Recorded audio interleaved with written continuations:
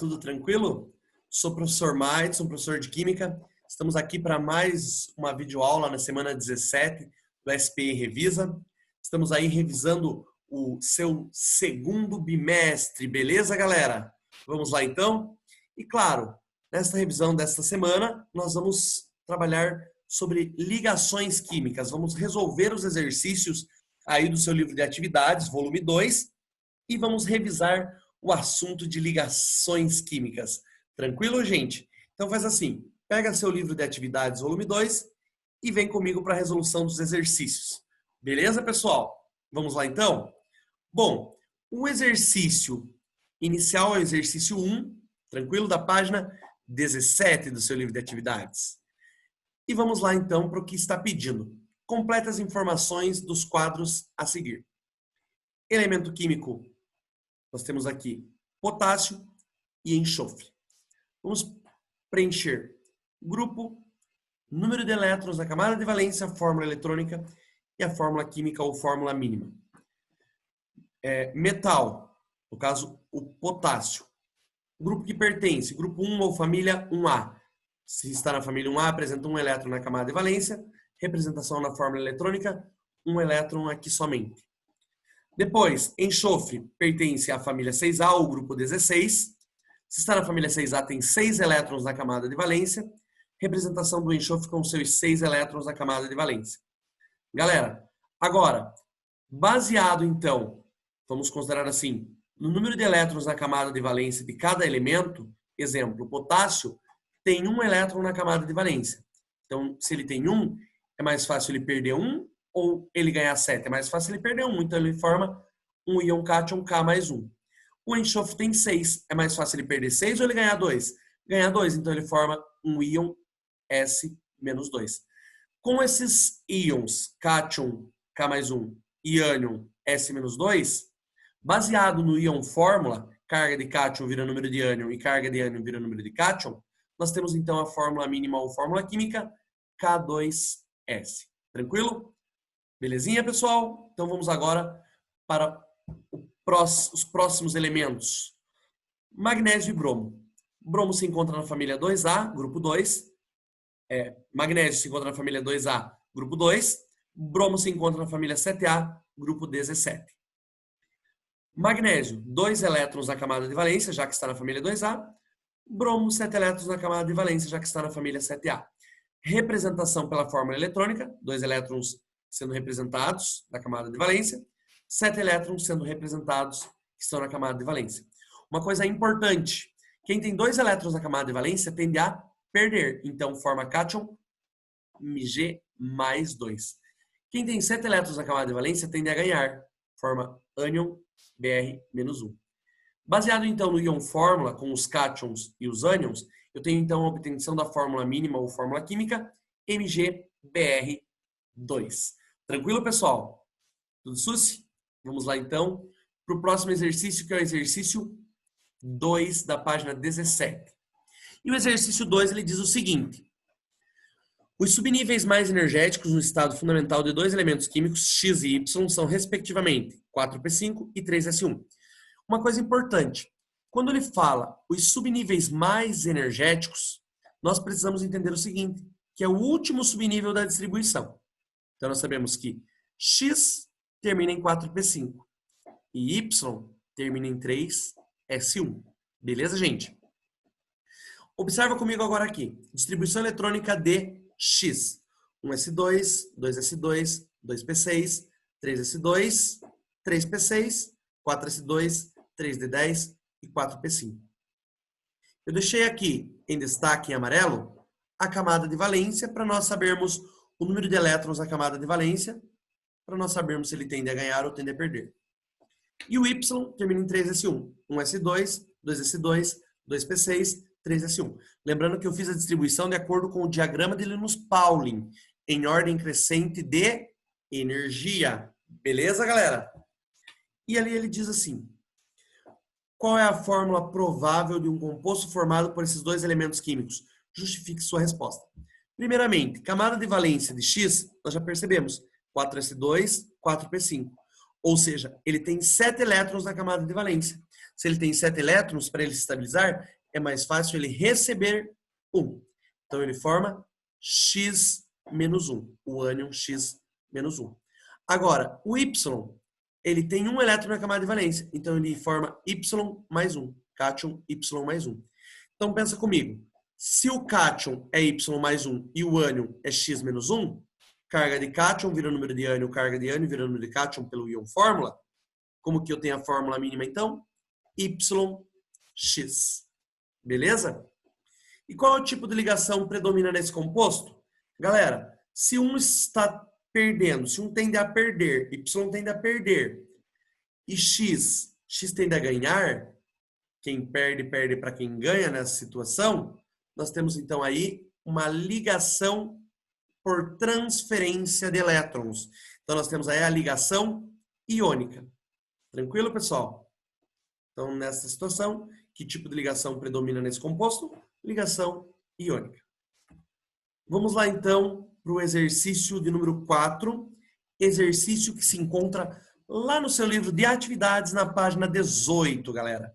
E o exercício diz o seguinte: por que os compostos iônicos não conduzem corrente elétrica no estado sólido, mas passam a conduzir quando fundidos, né, ou dissolvidos em água? Primeira coisa que nós devemos lembrar: condução de corrente elétrica, ela se dá pela movimentação das cargas elétricas. Tanto que quando eu falo de um composto metálico, né, que tem os elétrons livres, nós sabemos que a condução de corrente elétrica acontece mesmo no estado sólido. Agora, no caso aqui dos compostos, vamos dizer assim, os compostos iônicos, né, os compostos metálicos conduzem no estado sólido. Mas agora, no caso dos compostos iônicos, nós sabemos que eles conduzem somente quando fundidos ou quando dissolvidos em água. Por quê? Por conta do movimento das cargas elétricas. Então, nós sabemos que os compostos iônicos eles vão conduzir eletricidade quando fundido, porque aí as cargas elétricas vão estar em movimento, ou quando dissolvido em água, nós também vamos ter as cargas elétricas em movimento. Tranquilo? Então, é a movimentação das cargas, né? As cargas em movimento, que faz com que aconteça essa condução de corrente elétrica. Beleza, pessoal? Tudo tranquilo até aqui? Vamos lá, então, agora para o próximo exercício. O exercício de número 13 da página 21 do seu livro de atividades. E ele diz o seguinte: um aluno recebeu o seguinte desafio: apresentar para sua turma um composto formado por um metal alcalino terroso, beleza? Então ele tem carga mais 2, né? Se ele perde elétrons, ele vai perder elétrons, fica com carga mais 2, com um halogênio, carga menos 1. Justificando o tipo de ligação entre esses dois elementos químicos. Após realizar a tarefa, ele fez algumas afirmações para serem apresentadas aos demais colegas. Vamos lá. Primeira, o metal alcalino terroso, por ter 2 elétrons na camada de valência, apresenta tendência em formar um cátion bivalente. Ele tem 2 elétrons na camada de valência, então ele tende a perder. Se ele tende a perder, ele tende a formar um cátion. Bivalente? Sim. Por quê? Porque se ele tem 2, ele tende a perder 2, então cátion bivalente. A primeira está correta. A primeira afirmação ele acertou. Depois a segunda. O halogênio, por ter 7 elétrons na camada de valência, apresenta a tendência de formar um ânion. Até aqui estava correto. Porém, ele diz um ânion bivalente. E para formar um ânion bivalente, você precisa lembrar que é quando o átomo precisa ganhar 2 elétrons. Exemplo, o oxigênio. O oxigênio, ele tem 6 elétrons na camada de valência, ele precisa ganhar 2 para se estabilizar. Então, o oxigênio tende a formar um ânion bivalente. Mas nesse caso aí, ele citou um elemento que está na família 7A. Se está na família 7A, ou seja, se ele tem 7 elétrons na camada de valência, para se estabilizar, ele tende a ganhar somente 1. Então, nesse caso, ele tende a formar um ânion, sim, mas não bivalente, e sim monovalente. A segunda, ela está incorreta. A terceira. O composto formado é molecular, pois a ligação entre os átomos ocorre pelo compartilhamento de elétrons. Pensa comigo, se um tem 2 elétrons na camada de valência, tende a perder, e um tem 7, tende a ganhar, quem tem 2 tende a perder 2, quem tem 7 tende a ganhar 1. Um determinado átomo perde para outro átomo ganhar, ou seja, acontece a transferência de elétrons de um átomo para o outro. Então, nesse caso, não é ligação covalente. A ligação é ligação iônica. E o composto não é um composto molecular. O composto, ele é um composto iônico. Beleza, gente? Então, nesse caso, o terceiro aluno também errou. Ele não acertou nessa questão aí. E vamos agora para o quarto.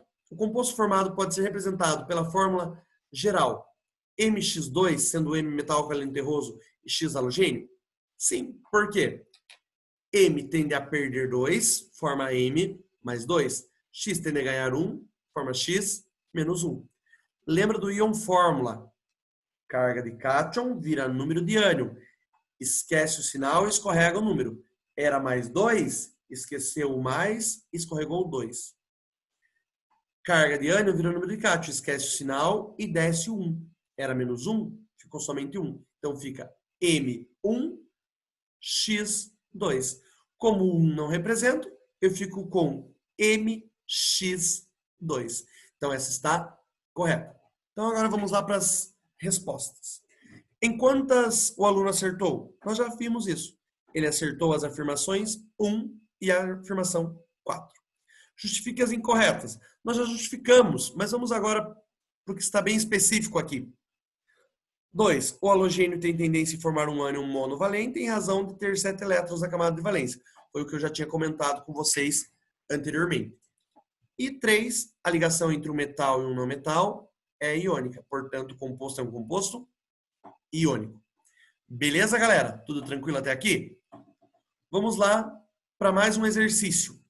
Exercício 18 da página 22. Ele diz assim: para fabricar um dispositivo condutor de eletricidade, uma empresa dispõe dos materiais apresentados na tabela abaixo. Material 1, 2, 3 e 4, né? Carbono, enxofre, arsênio e ferro. Sabe-se que a condutividade elétrica de um sólido depende do tipo de ligação interatômica existente em sua estrutura. Nos átomos que realizam ligação metálica, os elétrons livres são responsáveis por essa propriedade. Assim, o material mais eficiente para a fabricação do dispositivo é representado pelo seguinte número. Pessoal, primeira coisa, nós precisamos lembrar, né, que, exemplo, compostos formados por meio de ligação iônica são chamados de compostos iônicos. Tranquilo? Compostos iônicos conduzem eletricidade quando fundidos ou quando dissolvidos em água. Tranquilo? Compostos formados por meio de ligação covalente são chamados de compostos moleculares. Compostos moleculares não conduzem corrente elétrica nem no estado sólido, nem quando dissolvidos em água. Tranquilinho? E compostos metálicos são aqueles formados por metais, são aqueles compostos que conduzem corrente elétrica já no estado sólido. Por conta do quê? Por conta da presença dos elétrons livres. Então, os elétrons livres em uma ligação metálica, eles fazem com que o composto metálico consiga conduzir corrente elétrica. Tranquilinho? Então, o exercício pediu. Sabe-se que a condutividade elétrica de um sólido depende do tipo de ligação interatômica existente em sua estrutura. Foi o que eu comentei com vocês. Quem faz ligação iônica é composto iônico. Quem faz ligação covalente é composto molecular. Quem faz ligação metálica é composto metálico. Nos átomos que realizam ligação metálica, os elétrons livres são responsáveis por essa propriedade. Assim, o material mais eficiente para a fabricação do dispositivo é representado pelo seguinte número. Galera, é representado pelo número 4, porque é o único elemento metal. É o único elemento metálico. Então, de acordo com o enunciado, os sólidos com ligação metálica são condutores de corrente elétrica. Entre os materiais apresentados, o único que representa um metal é o 4, ou seja, é o ferro. Beleza, gente? Tudo tranquilo? E agora vamos para esse próximo exercício aqui. Exercício 19 da página 23. 3 substâncias X, Y e Z tiveram suas condutividades elétricas testadas, tanto no estado sólido quanto no estado líquido, e os dados obtidos encontram-se resumidos na tabela. Isso aqui eu comentei no slide anterior. Com base nessas informações, é correto classificar como substâncias iônicas. Galera, quem conduz no estado sólido e no estado líquido, nós sabemos que é composto ou substância metálica. Quem não conduz no estado sólido nem no estado líquido é um composto molecular. Quem conduz no estado líquido, porém não conduz no estado sólido, é um composto iônico. Então, neste caso, nós temos a alternativa correta, a letra D. Aqui, ó, observe. Os compostos iônicos conduzem corrente elétrica apenas quando fundidos ou dissolvidos em água, ou seja, no estado líquido. Essa característica está indicada somente para a substância Y. A substância X, por conduzir em corrente elétrica em ambos estados, sólido e líquido, é a metálica. E a Z, por não conduzir, é a molecular. Belezinha, gente? E agora, vamos para o último exercício aqui, de geometria molecular. A geometria molecular é uma importante ferramenta para identificar as propriedades das substâncias moleculares. Relacione corretamente as moléculas com suas respectivas geometrias. Galera, linear. Quando eu falo de linear, nós podemos observar que a linear será a molécula de CO2, né? Ou seja, 2 pares de elétrons ligantes sem nenhum par de elétron isolado. Tranquilo? Depois, angular. Angular, nós podemos perceber que é quem? Que é o SO2. 4 pares de elétrons, né? 2 corresponde ao número de pares de elétrons ligantes e os outros 2 aos pares de elétrons não ligantes, ou seja, aos pares de elétrons isolados. Nesse caso, geometria angular. Geometria trigonal plana, galera. Trigonal plana é o SO3. Nós temos na SO3 3 nuvens eletrônicas, né? Ou seja, 3 pares de elétrons, que são os 3 pares de elétrons ligantes. Não tendo par de elétron isolado, geometria definida como trigonal plana. 4, piramidal, que é o NH3. No caso do NH3, nós temos 4 nuvens eletrônicas, sendo 3 pares de elétrons ligantes e um par de elétron isolado. Devido a isso, tem a repulsão lá, geometria piramidal. E a última tetraédrica, que é o CH4, 4 pares de elétrons ligantes, nenhum par de elétron isolado. Acontece lá a repulsão dos pares de elétrons, geometria, então, tetraédrica. Beleza, gente? Muito obrigado e até a próxima. Tchau, tchau.